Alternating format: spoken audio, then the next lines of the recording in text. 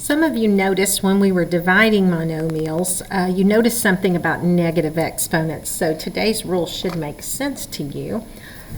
So let's look at what if I had, let's look at one of the ones we looked at before.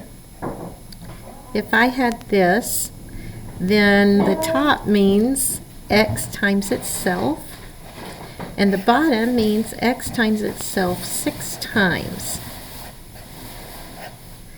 So then we notice that the x's cancel. This one cancels, this one cancels.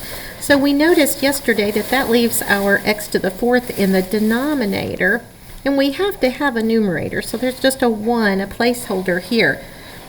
6 minus 2 is 4, but we left the 4 in the bottom because that's where most of them were. That's where the bigger number was.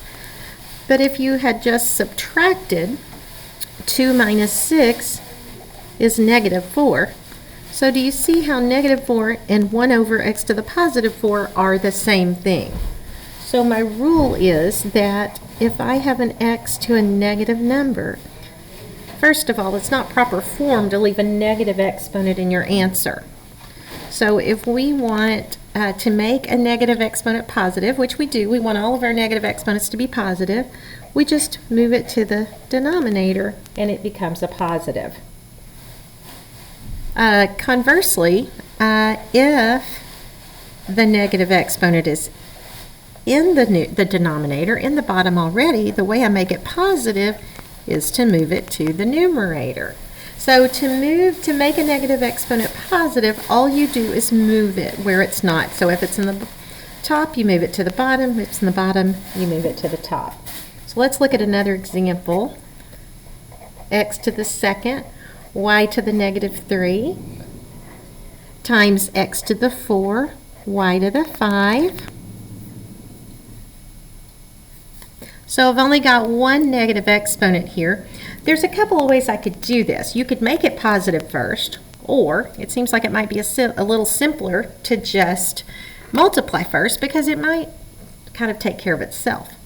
So when we multiply, we add the exponents. 2 plus 4 is 6. Negative 3 plus 5 is 2. The negative went away because it absorbed into that. So I didn't need to mess with moving it to the denominator. Now I have my answer with positive exponents. I always want only positive exponents in my answer.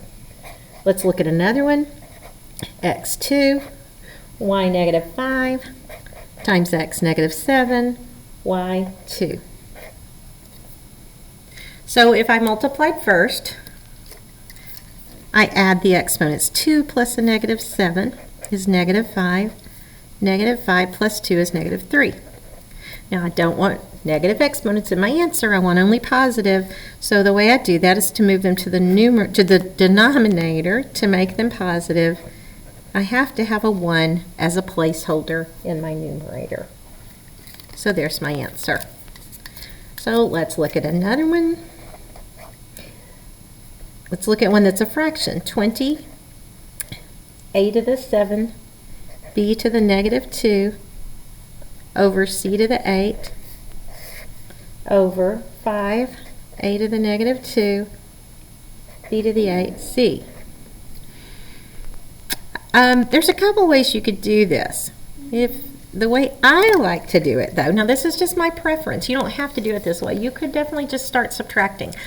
I like to move all my negative exponents and make them positive first. It's less confusing to me. So I'm going to move this a to the negative 2 up here to make it a positive 2. I'm going to move this b to the negative 2 down here to make it a positive 2. Now that I've got everything positive, because to me it's easier rather than having to go minus a negative. Sometimes you get confused on your negatives and positives. 20 divided by 5 is 4. Let's look at our a's. They're both in the numerator and they're multiplied there, so we add them. A to the 9.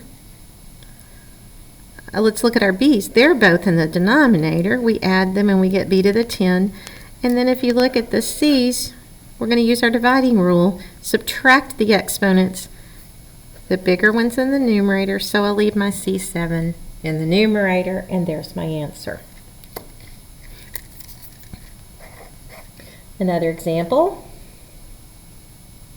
2a to the negative 2, b to the 0, c to the negative 10, over 4, a to the 6, b to the 5, c to the negative 3. So my eyes first see b to the 0, boom, knock him out, he's 1, let's get him out of the way. Then I'm going to see all these negatives, and my mind likes it better if they're positive. So move this one to the bottom, making it positive. Move this one to the bottom, making it positive. Move this one to the top, making it positive. Now, 2/4 can reduce to 1/2. Looks like all my a's are in the bottom, so I add them, a to the 8. Looks like that's my only b, it's in the bottom. Subtract my c's, and since the bigger one's in the bottom, my answer stays in the bottom, and here's what I have.